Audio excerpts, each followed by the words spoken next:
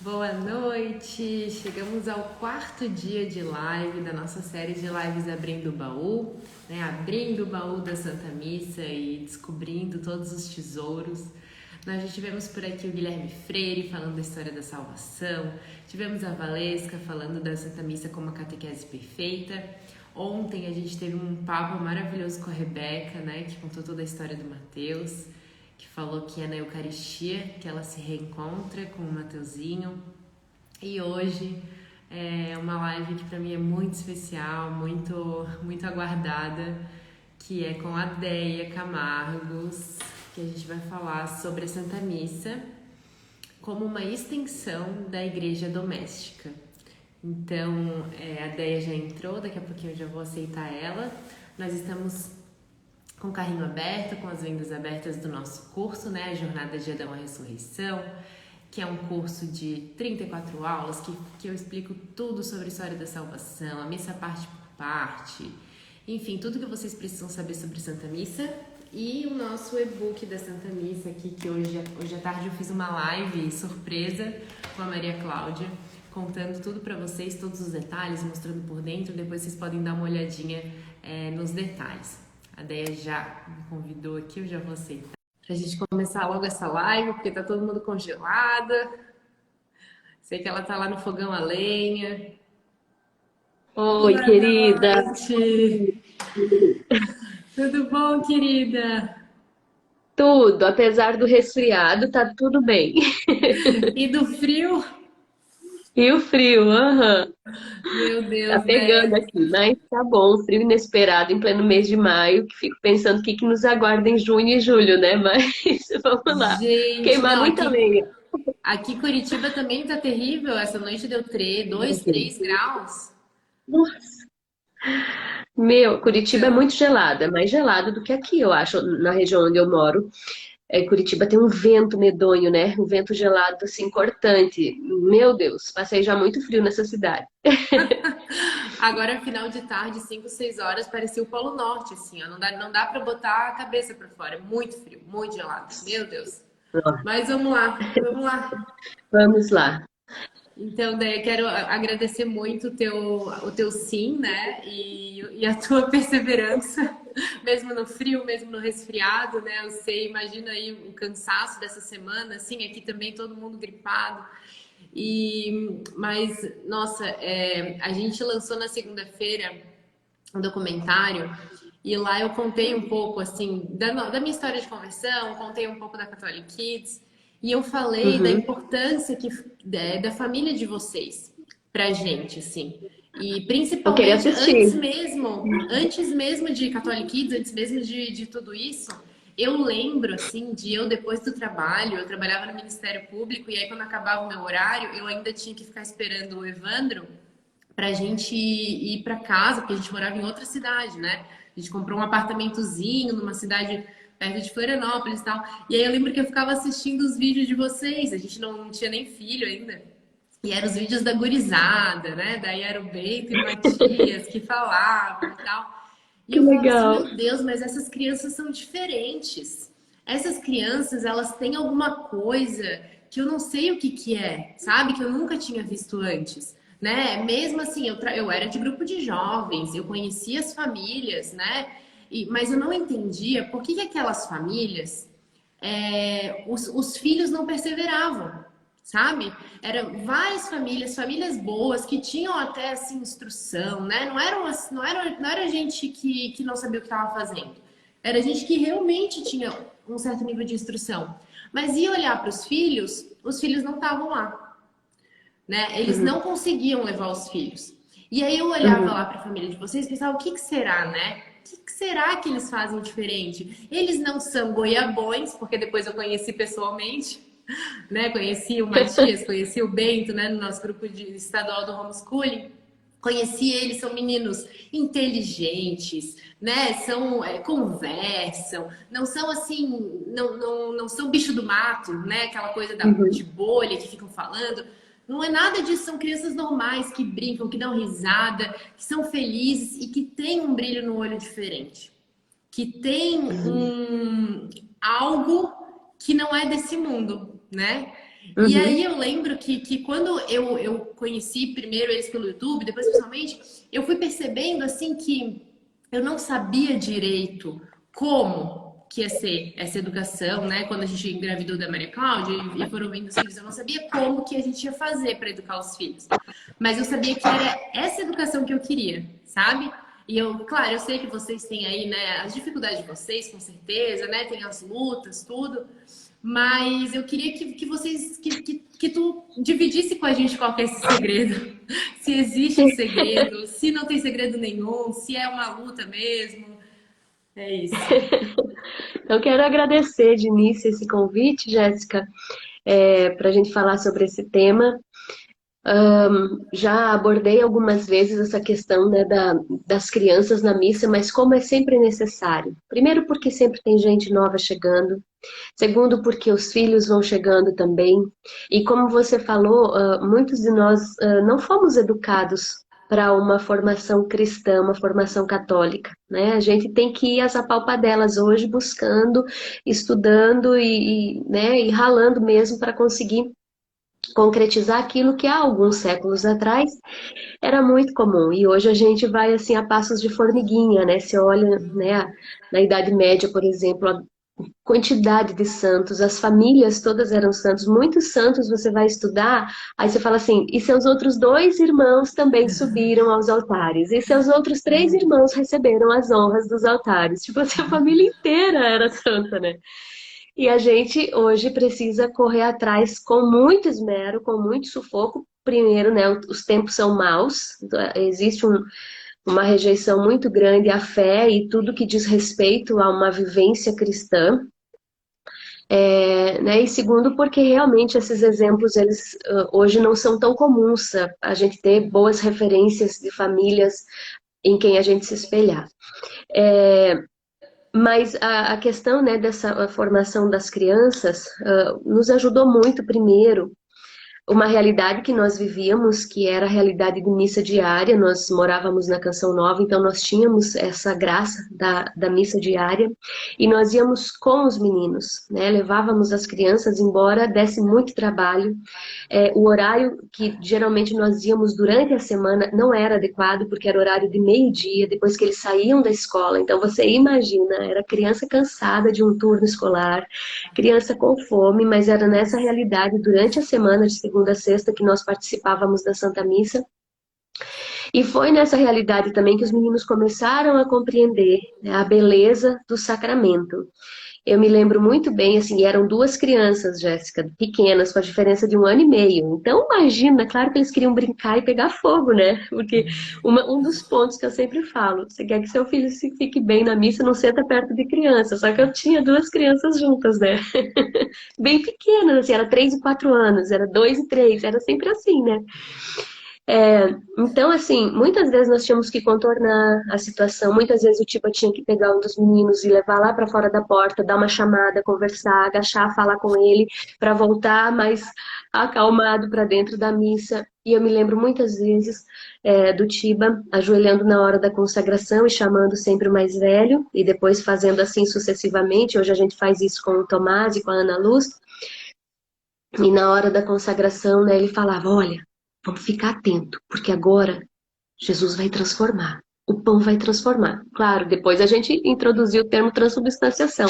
Mas para que uma criança de 3 anos entendesse, ele usava isso e eles ficavam assim atentos. Ó, não vai ser mais pão, vai ser Jesus. E a gente ia fazendo essa pequena catequese todos os dias, né? Então eles escutavam o sino da hora da consagração, aí com o passar do tempo eles mesmos já ajoelhavam e já às vezes eles mesmos falavam, papai, vai transformar, vai transformar. Então, assim, isso nos ajudou muito. E muitas vezes nós íamos também para a Santa Missa fazendo uma pequena catequese no carro. Ó, nós estamos indo para a missa. Não quero conversa, não pode ficar correndo, é para ficar quietinho no colo da mamãe. Tá bom? Ó, E aí, eu sei que tem gente que não gosta das recompensas e tudo mais, mas eu dava recompensa assim. Quando eles se comportavam bonitinho na missa, falava, ó, hoje nós vamos no parquinho, vamos ficar um tempo a mais no parquinho, vamos mais cedo pra gente brincar mais. Hoje vocês não vão, vocês se comportaram muito mal, foi péssimo o comportamento de vocês na missa, perderam o direito do parquinho. Então, muitas vezes eu fiz isso, né? Mas é uma formação que começa de cedo, né? Começa de pequenininho, realmente. Você querer introduzir um amor às coisas sagradas no seu filho depois de grande, é possível? É, mas a muito custo, com muito esforço. É muito mais fácil e natural que a gente faz esse processo de pequenininho, porque a criança, quando ela chega, ela está aberta, né? Ela está ali vazia para aquilo tudo que a gente for oferecer de bom para ela. Então é muito mais tranquilo você fazer essa formação espiritual, essa formação do sagrado com uma criança de 2 anos, por exemplo, você começar as memorizações das orações com uma criancinha de 2 anos, do que depois você querer que o seu filho, quando ele começar na catequese, na primeira comunhão, por exemplo, sei lá, com 10 anos, ele venha decorar o creio, ele venha rezar, saber rezar Salve Rainha. É muito difícil. Para a criança já recebeu um monte de coisas, né? Por isso até mesmo a questão da primeira comunhão, assim, né? Mais cedo, para que as crianças sejam preservadas de muitas coisas. A gente sabe que a Sagrada Eucaristia, ela é remédio para a nossa alma, né? Ela é força, vida para a nossa alma. Então, prolongar muito a primeira comunhão das crianças não é algo positivo. E que hoje, infelizmente, se faz muito, né? Às vezes é com 12 anos, a criança já, nossa, às vezes já não está nem aí mais para as coisas sagradas, porque, né, já está cheia de influências, de tantas coisas. Então, assim, foi um caminho que a gente foi trilhando desde cedo, Jéssica, e que a gente vem trilhando ainda. Vem todos os dias aqui em casa, né? A cada Santa Missa que a gente participa hoje, nós não temos essa graça da missa diária, nós temos a Santa Missa no sábado e no domingo, que é quando nós participamos, e vamos todos, né? Às vezes as pessoas até perguntam, com quanto tempo o recém-nascido pode ir para a missa? Ah, assim que você se sentir bem no seu pós-parto, o bebê estiver bem também, 15 dias, 20 dias, né? Um mês, 40 dias, aí vai de cada mãe, mas não tem por que privar os nossos filhos dessa grande graça. Porque é justamente esse hábito com as coisas sagradas que vai torná-los mais dóceis e mais abertos para tudo de sagrado que a gente apresentar para eles, né? Não, maravilhoso. E é interessante essa questão daí. Eu até falava ontem tanto ontem com a Rebeca quanto com a Valesca, que eu li um livro sobre a catequese Bom Pastor, não sei se você já viu, que é o potencial religioso da criança. E aí Já ouvi ela falar fala, assim, uhum. então ela fala justamente que a importância de a gente apresentar para as crianças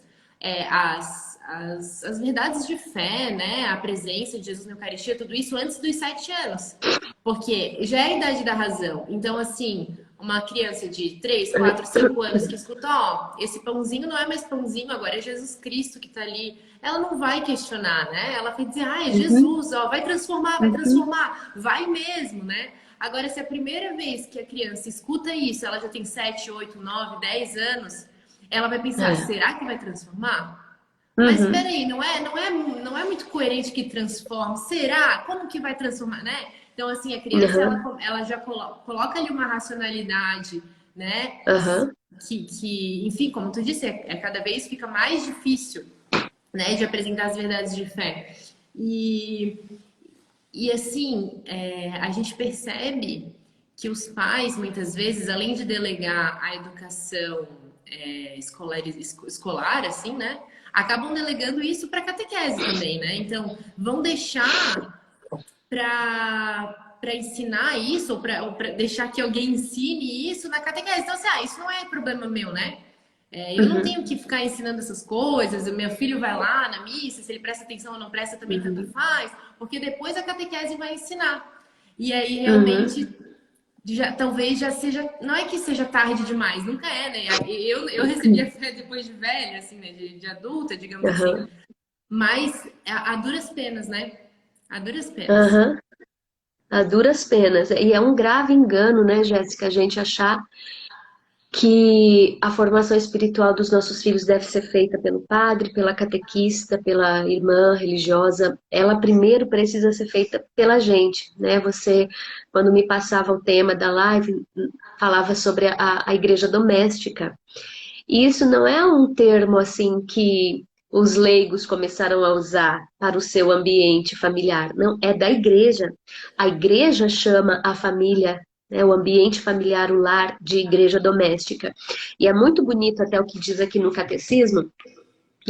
Quem não tem, tenha, por favor, né? Porque aqui tem todas as verdades de fé, tudo aquilo que você quer saber. Ah, ideia, é pecado, os contraceptivos, procura aqui para você saber o que que diz. Ah, é pecado isso, é pecado aquilo, tá certo, tá errado? Procura aqui. Aqui tá muito claro aquilo que é a vivência da fé católica, né? E aqui tem uma parte que fala a igreja doméstica, é o título, inclusive. E no capítulo 1656, olha que bonito. Em nossos dias, num mundo que se tornou estranho e até hostil à fé, as famílias cristãs são de importância primordial, como lares de fé viva e irradiante. Fé viva e irradiante, né? Por isso, a igreja chama a família, usando uma antiga expressão de eclésia doméstica. É no seio da família que os pais são, para os filhos, pela palavra e pelo exemplo, os primeiros mestres da fé e favoreçam a vocação própria a cada qual, especialmente a vocação sagrada. Então, o primeiro ponto aqui que a gente precisa entender é sobre nós está essa responsabilidade de vivermos uma fé viva e irradiante. O que é isso? Aqui está o cerne daquilo que é o apostolado das famílias. É sermos testemunhos de fé viva nesse mundo hostil à fé. Então, quando as pessoas olham para um padre, elas veem e devem ver, né, o persona Christi ali, a pessoa de Cristo, quando elas olham para a família, elas deveriam ver a expressão de Deus, que é comunhão, que é sacrifício, que é doação, que é amor. Então, pelo nosso testemunho vivo, de fé, de busca da vivência dos sacramentos, da caridade, a gente precisa irradiar essa fé para os outros. Até porque, né, primeiro, claro, para os nossos filhos, primeira catequese, a primeira evangelização que nós precisamos dar para os nossos filhos. Mas, automaticamente, pela nossa vivência de uma fé coerente, nós vamos ser catequistas, nós vamos ser evangelizadores de muitos lá fora. Porque é isso, é irradiar a fé, né? E aí nós vamos gerar vocações. Vamos ser uma sementeira de onde brotam vocações primeiras dos nossos filhos, mas também de outros jovens que, olhando o nosso exemplo de família, como a gente olha para uma família de uma Santa Teresinha, a gente diz, nossa, é possível, eu quero viver a santidade no meu lar. Uma Santa Giana, uma Santa Rita, uma Santa Francisca Romana, é possível viver a santidade no matrimônio. E a gente olha para esses matrimônios e eles irradiam a fé, mesmo que sem pregar, mesmo sem falar de versículos e capítulos do Evangelho, mas é vivo, né? Então, dentro dos nossos lares, é uma responsabilidade a vivência da fé. E não é próprio de uma família católica delegar essa primeira formação católica cristã dos seus filhos para outras pessoas. É responsabilidade do pai e da mãe. E depois nós vamos falar também como que isso acontece, como que se dá essa formação dos nossos filhos. Porque hoje realmente a gente não tem uma escola de formação para isso, né? Mas é possível, olhando esses exemplos das famílias que já viveram, já buscaram a santidade, a gente consegue ter boas fontes de inspiração. Mas olha no capítulo seguinte, o 1657, que ele continua. É na família que se exerce de modo privilegiado o sacerdócio batismal do pai de família, da mãe, dos filhos, de todos os membros da família. Na recepção dos sacramentos, na oração e ação de graças, no testemunho de uma vida santa, na abnegação e na caridade ativa. O lar é, assim, a primeira escola de vida cristã. Então, a primeira escola de vida cristã não é a catequese. Seu filho já tem que chegar pronto na catequese para só receber o sacramento, né? Ele não tem que chegar lá para aprender a rezar uma Ave Maria, rezar um Pai Nosso, um creio, as verdades da fé. Essa formação tem que ser dada em casa. O lar é, assim, a primeira escola de vida cristã e uma escola de enriquecimento humano. É aí que se aprende a resistência à fadiga, a alegria do trabalho, o amor fraterno, o perdão generoso e mesmo reiterado, e, sobretudo, o culto divino pela oração e oferenda de sua vida. Só que tá claro, né? O conteúdo da nossa live está Perfeito. tudo aqui. Tá tudo aqui. O que Deus espera das famílias? O que é essa igreja doméstica? É o primeiro lugar onde se transmite a fé. É o primeiro lugar onde se transmitem os valores, onde se ensina a resistência à fadiga, o doar-se pelo outro, o serviço, o perdão. É tudo é ali, é dentro de casa, é no lar, né? Não é lá, a criança vai ouvir uma boa homilia do padre, aquilo vai tocar? Vai, maravilha, né? Mas primeiro, se ele tiver ouvido verdades de fé dentro de casa, porque daí ele vai chegar na missa aberto. E ele vai chegar consciente de que, opa, o padre vai falar, agora é hora de eu ficar quieto e escutar. Porque se a criança não vive essas realidades espirituais dentro de casa, ela vai chegar na missa, no final da missa você vai perguntar o que o padre falou, o que falaram as leituras, e ela não vai lembrar bolhufas de nada, porque ela não fez sentido para ela. Foi um passeio, simplesmente, um momento social ali, que ela foi ver um monte de gente, parou diante de um padre, mas não escutou, não entrou, não fixou, não ficou no coração, né? Então, é primeiro dentro de casa, é uma escola de enriquecimento humano. É isso que nós precisamos viver dentro dos nossos lares. Porque daí a vivência da missa e aquela situação tão difícil muitas vezes que as famílias vivem, ai, como é que eu faço meu filho se comportar dentro da missa? Aí vai ser muito mais tranquilo, né, Jéssica? Não, com certeza. E assim, é aquela coisa, primeiro que a gente é convidado a entregar aos nossos filhos algo que a gente não recebeu, né? Então, assim, a Aham, gente precisa aprender para poder transmitir isso para eles, mas também é mais que isso, né? Porque a gente tem que tomar consciência de que esta é a principal tarefa. Não é aham, qualquer tarefa. Não é assim, ah, além de tudo, de todas as tarefas como mãe, você também tem que educar seus filhos na fé. Não é, né? Não é assim, ah, você tem que formar um filho doutor, ele tem que ser um bom profissional, ele tem que isso, e se sobrar tempo, aí vocês uhum, fazem aí uma formação espiritual. Não, não. Se tudo der errado, né? Digamos assim, profissionalmente, essa é a maior tarefa, a principal tarefa, né? A tarefa que a gente aham. tem que dedicar mais tempo, mais empenho, mais oração, mais conhecimento. A gente precisa saber mais para poder transmitir melhor. Então, eu vejo que ainda falta para muitos pais virar essa chave, Uhum, sabe? uhum, E para poder então assumir essa responsabilidade. aham. É eleger isso como uma prioridade, né? Um dos segredos para a coisa acontecer, né, é colocar a vivência espiritual no lar como uma prioridade. Porque, assim, das coisas que mais atrapalha uma formação religiosa dos nossos filhos, uma formação espiritual, primeiro, a falta de rotina, né? Você não ter momentos de oração em comum com a família, porque o seu dia ele foi tão atropelado, tão corrido, que não sobrou tempo para rezar, não sobrou tempo para fazer nenhuma oração, para se falar das coisas de Deus. E assim, gente, não precisa nem ai meu Deus, 40 minutos de oração diária, todo mundo de joelhos, mãozinhas postas e tudo mais. Claro, precisam haver esses momentos. Mas essa formação ela também se dá ao longo do dia, num almoço, no café da manhã, quando se fala das coisas de Deus, quando se ensina o irmão pedir perdão para o outro, quando a mãe perdoa o pai, quando é, a- se fala da vida dos santos, por exemplo, também. Então, isso precisa virar uma prioridade, precisa ter momentos para isso. Ah, sobre o que nós vamos conversar hoje na missa? na missa, na mesa.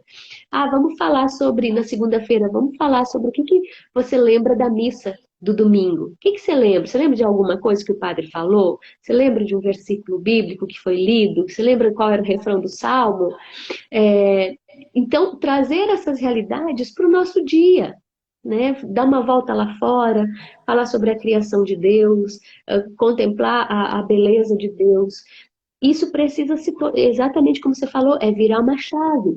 A partir de hoje, eu vou tomar a responsabilidade da formação cristã dos meus filhos, né? E eu vou proporcionar. Ah, é difícil no início? É.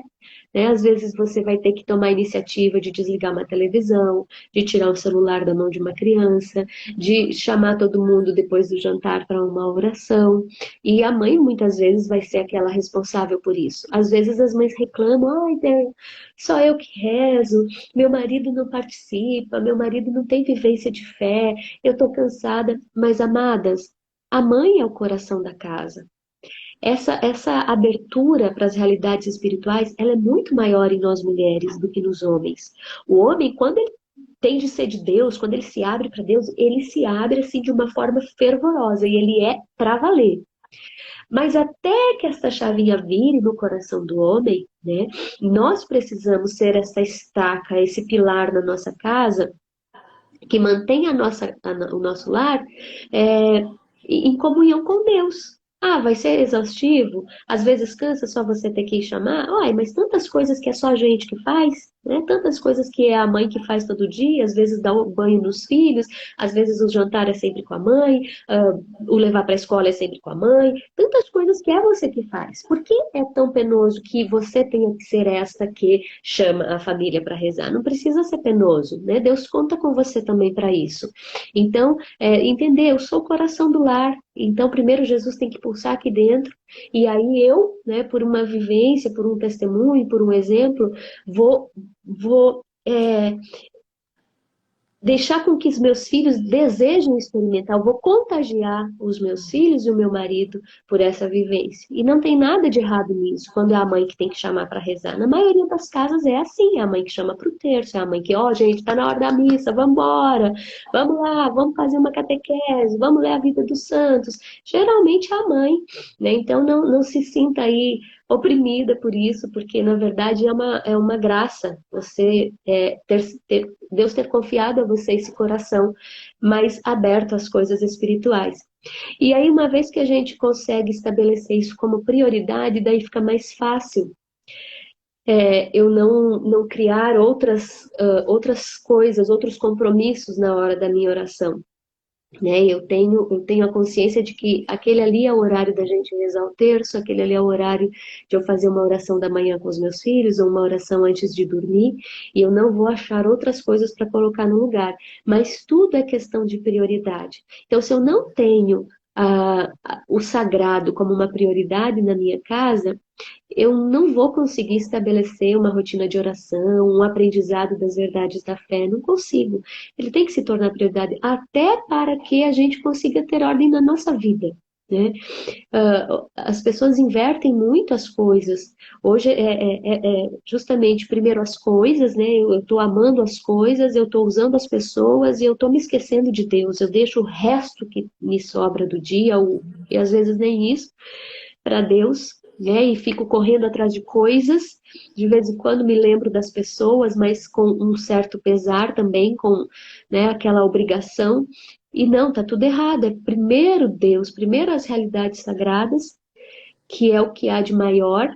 Quando eu acomodo primeiro as coisas grandes na minha vida, aí vão sobrar tempo e vai sobrar tempo e espaço para as outras coisas. Que aí depois vem as pessoas, né, essa preocupação em transmitir as verdades de fé, transmitir o amor de Deus para os nossos filhos. Isso também é muito importante, Jéssica. Às vezes a gente se preocupa com uma formação muito técnica, às vezes, da fé, né? Ah, eu creio em um só Deus. Deus é uma só pessoa. Ah, seu filho único é Jesus Cristo. Ok, essas verdades a criança tem que saber. Ele tem que saber decor mesmo. Mas a criança precisa saber que tem um Deus que a ama, que ela é amada por Deus, que primeiro ela existiu na barriga da mamãe porque Deus quis. por causa de um amor, de um Deus que se entregou por ela e que a cada Santa Missa continua se entregando por ela. Então, esse anúncio de uma experiência íntima com Deus, ele também precisa ser feito, além daquela catequese. Essa experiência com a Eucaristia, uma coisa que ajuda bastante a gente aqui também é a leitura da vida dos santos, porque quando a criança vai vendo, né, o amor dos santos pela Eucaristia, o que os santos foram capazes de viver pela Eucaristia, o São Tarcísio, por exemplo, o São Luís Gonzaga, que era apaixonado pela Eucaristia, né? Todos os santos, na verdade, mas isso ajuda muito a criança. Eram homens inteligentes, eram pessoas sábias que colocavam toda a sua fé na realidade que é Jesus na Eucaristia, né? E isso ajuda bastante também. Então, é uma outra prática que as famílias podem trazer para o seu dia. Ler uma vida dos santos, um santo a cada dia, ou sei lá, elege um dia da semana, hoje vamos ler a vida de um santo. Eu sei que para as famílias que estão começando, né, às vezes a família está passando por uma mudança agora, né? Está vivendo um processo bonito de conversão. Começar assim, vamos rezar o terço todo dia, vamos fazer catequese todo sábado de manhã, vamos lá. Não é assim, a coisa às vezes é devagar, né? E vai no ritmo de cada família. Para algumas famílias vai ser aquela virada radical, mas para outras é devagar, né? Então elege um dia da semana para o terço em família, elege um dia da semana para um santo do dia, um santo daquele dia, ou, né, um santo que teve naquela semana, vocês queiram ver a vida dele, um dia na semana para uma catequese, vai devagarinho, e não precisa de muito tempo, não tem que ficar uma hora com a criança falando as verdades do creio. Não, você vai, vamos pegar 15 minutos, dependendo da idade da criança, é mais do que suficiente, né? Mas começar, estabelecer como prioridade isso, né? E aí, claro, gente, como todo cristão, nós teremos altos e baixos. Tem tempos de efervescência, tem tempos em que estamos fervorosos, fiéis, né? E tem tempos em que arrefecemos, tem tempos em que a gente vai se esquecendo, porque o ser humano é mestre em se esquecer da bondade de Deus. Quando a gente olha a história do povo de Deus, é esse constante esquecimento, e Deus chamando, e Deus puxando, e Deus vem nos fala através dos profetas, e manda o maná, e eles já não querem mais maná, porque eles estão com saudade da cebola do Egito, se esquece da bondade de Deus que libertou eles do faraó, e a gente é igualzinho, né? Então, são constantes retomadas que a gente vai vivendo. Aqui em casa também é assim, né? Tem épocas que aí a gente está atordoado de trabalho e daí a gente, opa, precisamos voltar com o terço, precisamos retomar as catequeses. É assim, gente. Família é família, né? E somos gente, somos humanos e temos ali os nossos altos e baixos. Mas Deus olha sempre com misericórdia e está sempre pronto a nos socorrer com a sua graça, né? Quando você falava, né? Qual que é o segredo para poder formar os filhos, né? Na fé e ajudá-los a permanecer em Deus? É a graça de Deus em primeiro lugar. Em primeiro lugar é a graça de Deus, é ela que nos sustenta. E depois, claro, o nosso esforço, né? É dom e tarefa, é o dom de Deus, mas é também o esforço de cada um de nós. Então, Deus não nos abandona a nós mesmos, graças a Deus, Ele está sempre pronto a nos socorrer com a sua graça, e a gente também tem que corresponder, tem que dar os nossos passos também de busca, né? Tu falavas ali que às vezes, quase sempre, né, tem que ser a mãe que puxa e que traz. Lembrei de uma frase do Dom Bosco, que ele fala que os lugares mais altos e os mais altos do céu e os mais baixos do inferno, né, os mais altos do céu são reservados para as boas mães e para os sacerdotes fiéis, né? E os mais baixos Uhum. do inferno para os sacerdotes infiéis e para as más mães, porque os sacerdotes e as mães são os responsáveis pelas almas, né? Pela conversão das almas. Então, assim, é que a gente não veja isso como um encargo, mas como um grande privilégio, né? O Uhum, privilégio de uhum. poder levar nossos filhos a Deus, né? Essa é a nossa grande missão. A Valesca falou uma coisa na live que foi linda. Ela falou assim: ó, não tem nada que eu queira na minha vida, a não ser chegar no céu e receber meus filhos de braço aberto, né? Então isso significa que eu vou estar lá e que eles vão chegar lá também, e acabou. Não precisa de mais nada que isso, né? E aham, só que para isso, né, para a gente conseguir transmitir alguma coisa, para a gente conseguir entregar qualquer coisa, a gente primeiro tem que ter a coisa, né? Então a gente precisa cuidar da nossa vida interior, né, Néia? Não aham, adianta assim a gente ficar ali, que nem tu falaste, assim, a gente fazer uma catequese, que ela é uma catequese de checklist, de ó, mais uma apostila concluída, ó, a gente fez agora o e-book da Quaresma, agora o e-book da Advento. Só que não fica, né? A criança não cria um relacionamento com Deus. Esse que é o fundamental. Não é só saber o catecismo. Isso é importante, né? Isso é o que vai deixar ali a terra fértil para o Espírito Santo soprar, né? Vai arrumar a casa, digamos assim. Mas o que a gente uhum, precisa é transmitir isso.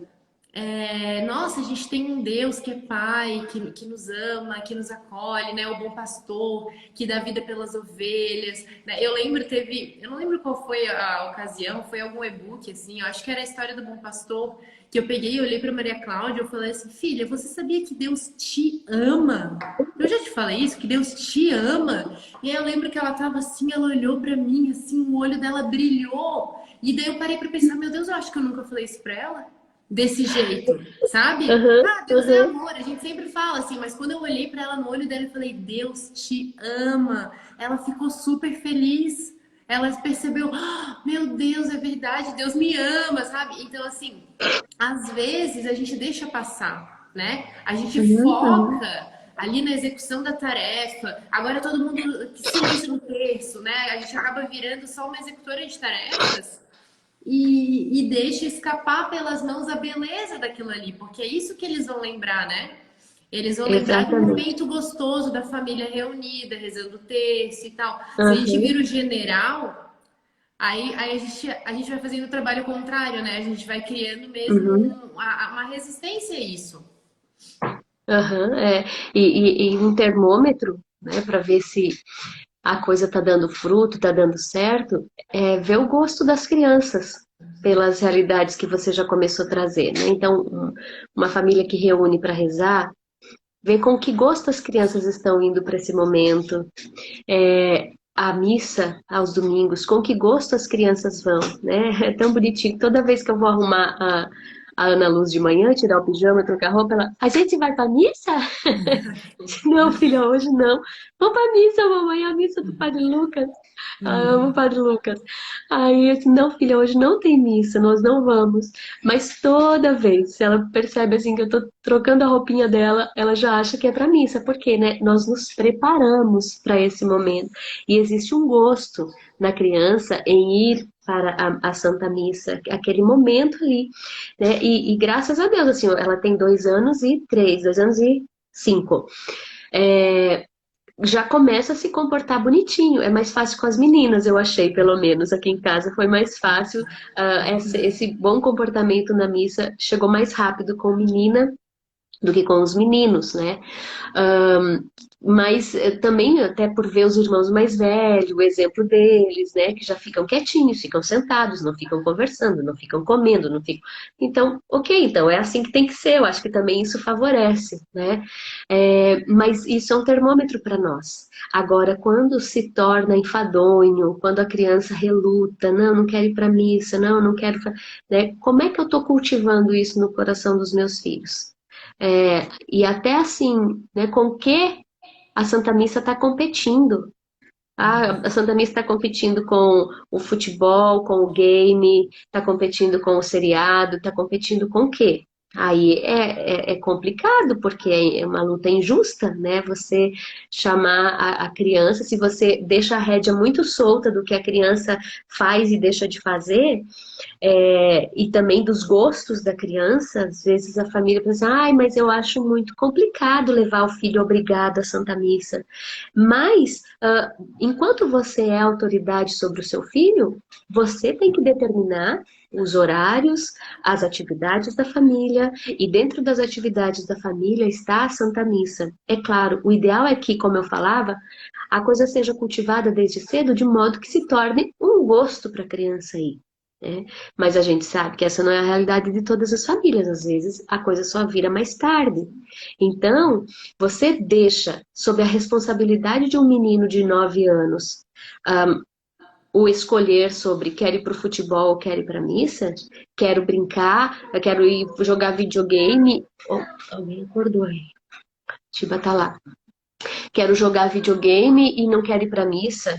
Ah, eu tô numa partida aqui com fulano de tal. Não, né? É a mãe que determina, é o pai que determina, porque existe uma autoridade que precisa ser respeitada.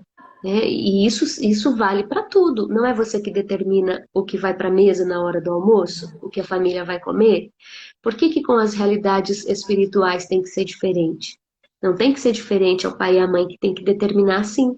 É claro, né? Sempre motivar, cultivar essa proximidade, essa intimidade, essa experiência amorosa com Cristo. Mas se porventura uma criança começa a resistir já, né, ali na segunda infância, querer relutar, é a hora do pai agir com firmeza, segurança e autoridade, né, e levar essa criança para as realidades espirituais. Primeiro, começando em casa, porque é difícil, né? A gente vê isso a rodo nas paróquias.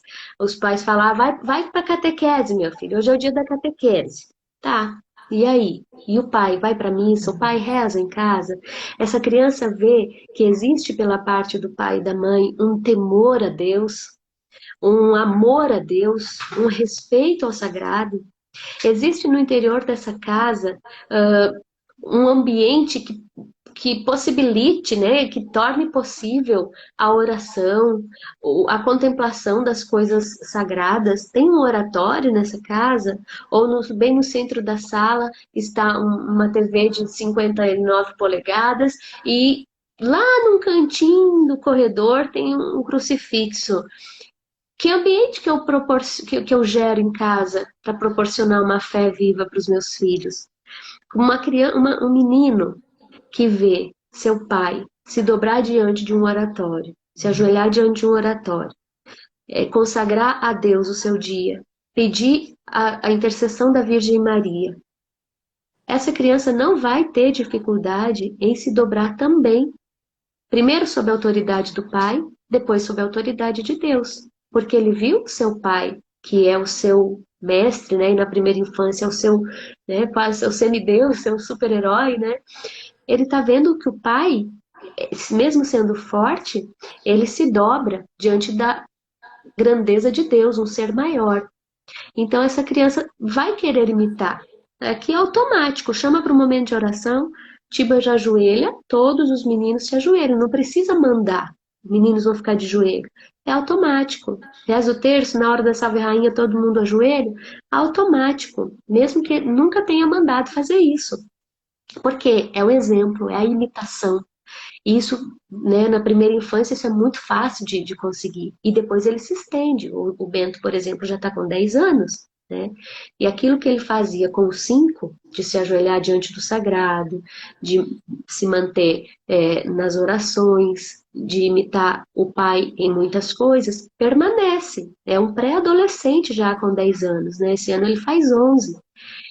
Mas a coisa, quando ela é semeada no momento certo, num terreno fértil, ela vai dar fruto depois. Né? Não estou dizendo, né, que isso vai permanecer para sempre. Deus queira, estamos trabalhando para isso. Né? Estamos trabalhando para isso, para que nossos filhos busquem a santidade. Vão fazer as escolhas deles lá na frente, mas cabe a mim hoje proporcionar todo o possível, os valores, a moral, a fé, para que eles saibam fazer as escolhas lá na frente e que não fiquem perdidos diante da loucura que está esse mundo. Né? Então, esse exemplo dos pais, ele é muito importante, muito importante. A gente nem sabe quanto, porque é muito mais o que a gente faz do que o que a gente fala para os nossos filhos. Né? Então, não adianta você mandar o seu filho para a missa, reze por mim. Não, pai, é tu que tem que ir, é a mãe que tem que ser a primeira, né? No dia anterior, já motivar, olha, amanhã nós vamos à missa. Filho, seu sapato de missa tá limpo. Filha, vamos preparar o vestido para a missa amanhã. E isso gera entusiasmo também nas crianças. É o evento da semana, é o grande momento, né? Aqui para nós que nós moramos na roça mesmo, né? Então é o evento da semana, assim, né? A hora que a gente usa as melhores roupas, porque, né? aquele encontro com Deus realmente, né? Algo extraordinário, e tem que ser vivido sim, tem que ser cultivado no coração dos nossos filhos dessa forma. E E como primeiro é, pelo nosso exemplo. e como é importante, assim, esses elementos externos, né? Como a roupa, por exemplo. Teve um dia desses que a Maria Cláudia queria usar um vestido chique, bem chique, assim mesmo, para ir na missa. E eu falei, ai, filha, mas esse é um vestido mais que é pra ir num casamento, alguma coisa assim dela. Olha assim, mãe, por acaso um casamento é mais importante que a missa? Eu falei, tá, esquece, filha, pode botar esse vestido aí que tu ganhou, porque não tem como, né? Perfeito. Não, e é realmente assim, às vezes a gente vai botar uma roupa dela, ela fala pra Juju, né? Não, Juju, esse vestido não, esse vestido é de missa, né? Então elas têm já essa ideia, né, de que é o dia de usar a melhor roupa. E, Uhum, e isso, óbvio que isso vai refletir na forma como elas vão se comportar na missa, né? Na forma como elas vão entrar dentro da igreja, na forma como tudo, porque elas sabem que aquilo ali é um lugar diferente, uhum, né? Não, a gente não entra uhum, correndo, a gente faz a genuflexão, a gente tem uma piedade, a gente faz silêncio. Óbvio, tudo isso eles captam, né? Nada passa despercebido. uhum. Então, Exato. eu assim, claro, Deus queira que seja sempre assim, mas elas estão, a Maria agora tá com 5, né? Nunca elas disseram que não queriam ir à missa, assim, nunca aconteceu. E assim, claro, crianças, né? Pode ser que um dia, fique mais resistente, reclame, né? Depois, só que eu vejo assim, eu recebo na caixinha assim, meu filho tem 3 anos e não quer ir à missa. Eu levo forçado. Gente, que 3 anos? Que 3 anos? O que que ele quer? Desde quando que 3 anos quer ou deixa de querer alguma coisa, né? Então, aquela resistência à fadiga ali que fala o catecismo, é isso, essa fortalecer a vontade, né? Esses dias, eu até falei ontem na live também, eu acho, que a Maria Cláudia, ela é colérica, assim, né? Então, ela é pela regra, tudo tem que ser na sua ordem. Então, às vezes, por exemplo, se alguém esquece, a gente esquece de rezar antes de comer, ela já voou em cima da boca da Júlia, assim, pra tirar comida, sabe? Porque não rezou. E aí, esses dias, a minha mãe pegou e falou assim na mesa: gente, calma, que a Maria Cláudia quer rezar. Daí a gente fez a oração, depois ela veio assim pra mim: mamãe, a vovó Cláudia falou que eu queria rezar. Mas não é que eu queria rezar, é porque tem que rezar, né? É o que a gente faz. Eu falei, exatamente, não é que a gente queira. Ela quis dizer assim, ó, eu nem queria, né? Mas eu Sim, rezo uhum. porque eu Mas devo. precisa. Uhum, Precisa, uhum, porque é o que a gente faz, é o certo a ser feito. A gente não uhum, pode comer sem rezar, que isso? uhum, Né? Então, assim, é muito interessante como isso é natural, né? uhum, Como é um uhum, hábito, assim como a gente escova o dente, assim como a gente, né? Tudo a gente reza antes de comer, né? Se a gente, uhum, se uhum, não faz, aí que parece que algo está errado, algo está faltando, uhum, né? Então essas uhum, práticas espirituais, elas vão entrando na rotina, e isso que tu falou da rotina é muito importante, assim, né? Porque o inimigo sabe como a rotina, como essas práticas, elas vão durante o dia fazendo com que a gente volte os olhos para Deus. Então, uhum, sempre aparece alguma coisa na hora do texto, aparece alguma coisa na hora da oração. Ai, quer saber? Ai, tô tão cansada, vamos todo mundo pra cama, nem vamos rezar hoje. Ou tá muito frio, ou tá muito calor, ou tá muito tarde, né? Então, assim, a gente tem que ficar muito atenta, né? Pra não pular. Se for pra pular alguma coisa, que não seja isso. Né? Então vamos uhum. pular, sei lá, vamos não lavar o cabelo, vamos, sei lá, né? A gente encurta outra coisa, mas não a prática espiritual. Exatamente. E são essas pequenas situações, né? Como você falou, a oração antes da refeição, a oração antes de dormir, a gratidão a Deus pelo dia que viveu, a entrega do dia que vai começar. São esses momentos que vão cultivando no coração dos nossos filhos e despertando eles para aquilo que é o sagrado. E que vão nos ajudar, a ter crianças, por exemplo, que se portem bem na missa. Porque em casa elas têm uma experiência do sagrado. E elas sabem que antes de comer não se pode beliscar batata frita, porque não rezou ainda. Então, antes da missa acabar, não posso sair correndo lá para fora, porque a missa não acabou ainda. Tem um tempo, né? Eu vou ensinando por esses momentos de sagrado dentro de casa ao domínio da vontade, como você falou, a espera, a paciência. São inúmeras formações que a gente vai dando para os nossos filhos nesses momentos de sagrado dentro da nossa casa. E que custa, claro, todo mundo é cheio de coisa para fazer.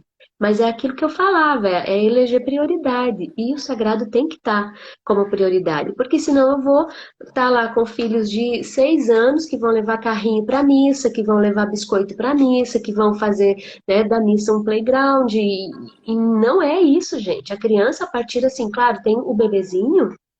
Bebezinho você não controla, ele vai gritar porque ele escuta o som, o eco da igreja e ele acha maravilhoso, né? Aquele bebê ali de 8 meses, de um aninho, e ele vai soltar os berrinhos dele. Claro, você vai falar, filho, vamos ficar quietinho e tal, mas você não controla. Agora, a partir dos 2 aninhos, a criança já tem condições de acatar a ordem da mãe, de compreender quando no carro, a caminho da missa, a mãe fala: olha. Na missa a gente não corre. Quando entra chegar na igreja, vamos fazer a genuflexão, vamos ficar no colo da mamãe, a gente não fica comendo, né? Então, essas formações, elas precisam fazer parte ali do nosso dia, mas principalmente os momentos sagrados dentro de casa. É isso que vai formar os nossos filhos para viverem bem a sua fé quando eles saírem da igreja doméstica e forem para a igreja, templo de Deus, né, onde a gente encontra com os outros membros da igreja, os outros membros do corpo de Cristo, né?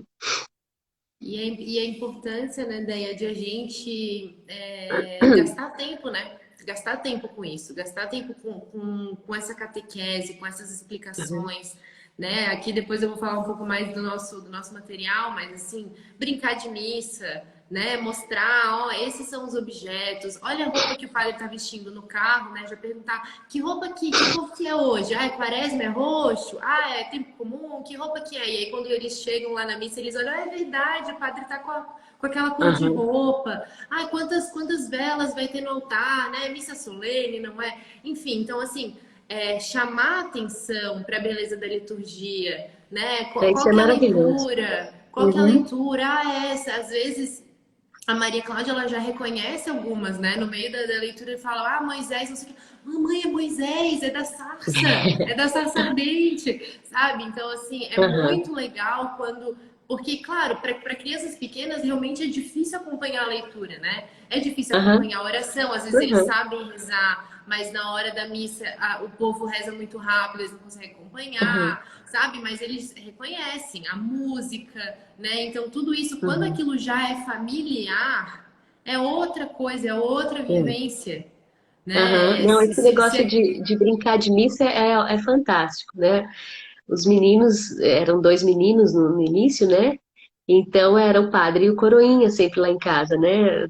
Eles tinham o kitzinho de missa improvisado, feito de EVA, feito de caixinha e coisa. Depois chegou o kit de missa que vocês mandaram pra gente também. E eles gostavam demais de brincar, de celebrar. E isso dava para eles também uma consciência. Eles decoravam partes da missa para depois saber falar na hora da celebração lá em casa. E o Bento, como colérico também, nossa, se ele errasse, às vezes ele já estava lá na consagração, e a missa tinha que ter leitura, salmo, evangelho, tudo. E ele já estava lá na consagração e errava, ele queria voltar à missa, lá no começo. Pensa só. E aí vai e espera. Não, não, amanhã a gente começa outra missa, vamos terminar essa. Porque, né, aquele desejo de fazer A a coisa piedade bem dele, feita, né? a piedade também, né? E o desejo de fazer bonito, de fazer certo, como o padre faz na igreja, né? Isso é muito legal, muito bonitinho, né? Que os meninos comecem cultivar até mesmo, como falava aqui no catecismo, ó. Os primeiros mestres da fé são os pais, e estes favoreçam a vocação própria a cada qual, especialmente a vocação sagrada. É dentro de casa que brotam as vocações. A vocação ao sacerdócio, A vocação à vida religiosa, a vocação matrimonial, é aqui dentro, né? Por esse entusiasmo, né? Outra coisa que favorece demais é a forma com que a gente anuncia as coisas para os nossos filhos, as realidades Claro. sagradas. O entusiasmo com que a gente fala e a segurança, a verdade com que a gente fala. Muitas vezes as crianças não dão crédito para as realidades espirituais porque os pais não conhecem, aí falam com insegurança ou nem falam, né? Se a criança chega da escola, por exemplo, mãe, o professor falou que existe a teoria do evolucionismo, que a gente veio do macaco. É verdade? É assim? Porque na catequese eu ouvi diferente, que Deus que criou. Ah, meu filho, mas não sei, eu não sei direito como é que é isso. Não sabe dar a resposta certa para o filho, ou né, titubeia, gagueja, não sabe responder. É péssimo. Isso é péssimo, né? A gente precisa conhecer minimamente a nossa fé, pelo menos, para poder transmitir com segurança e com entusiasmo as realidades espirituais para os nossos filhos. Porque é isso que vai fazer com que eles acreditem. Que a hora que eles veem lá um filme, um seriado, alguma coisa, aquilo é feito de uma forma tão bonita, né, e transmitido com tanta verdade, que é muito mais fácil para eles acreditarem naquilo do que no evangelho, uma multiplicação dos pães que é transmitido sem entusiasmo ou com insegurança por parte dos pais, ou quando nem é transmitido pelos pais, né? Então, isso também faz parte desse anúncio, dessa vivência no lar. Quando a gente fala das coisas de Deus, for transmitir isso para os nossos filhos, com entusiasmo, com gosto, com amor, com brilho nos olhos, com verdade, com segurança. Isso deixa a criança segura para absorver dos pais aquilo que os pais querem transmitir. E às vezes esse é o chamado de Deus para que a gente avance, né, para águas mais profundas. Porque quando a gente precisa ensinar, que a gente se dá conta da nossa ignorância, né? Às vezes a gente até acha que Uhum, sabe as coisas, e exatamente. aí quando chega ali de frente com uma criança de 5 anos, a gente não consegue explicar algo muito simples, a gente percebe assim, tá, peraí que eu vou ter que voltar lá pro catecismo, eu vou ter que voltar para Uhum, dar mais uma estudada porque eu não tô sabendo direito. Porque eu sei assim de ouvir falar, né? Eu não sei para ensinar outra pessoa. Daí a gente uhum. está chegando aí em 1 hora, já vamos indo para nossa conclusão. Queria te agradecer muito de novo pela milionésima vez, assim, para mim é uma alegria muito grande só te ver aí, sabe, poder ter esse papo, essa conversa. A gente está aqui com a nossa jornada de Adão à Ressurreição à venda. É um caminho, estamos oferecendo um caminho para essa autoformação para os pais, né? Um Que curso sobre a legal. Santa Missa. E é um Uhum, produto para a família inteira, né? Porque é o curso para os pais se autoeducarem, para os pais uhum. encontrarem essas respostas, né? Essa catequese que talvez a maioria de nós não teve. Então tá lá tudo explicadinho. E o e-book aqui da Santa Missa, que são 33 dias de atividades, né? A maioria das pessoas já conhece mais ou menos como funcionam os nossos e-books. Aqui tem toda a história da salvação desde o começo. Todos os dias tem uma leitura da Bíblia, né? Para sentar, conversar com a criança, explicar. E ele é como se fosse assim um caça ao tesouros, né? Então, são dois personagens aí, a Maria e o Pelicano. E eles vão caçando as pistas que Deus deixou na história a respeito da Eucaristia.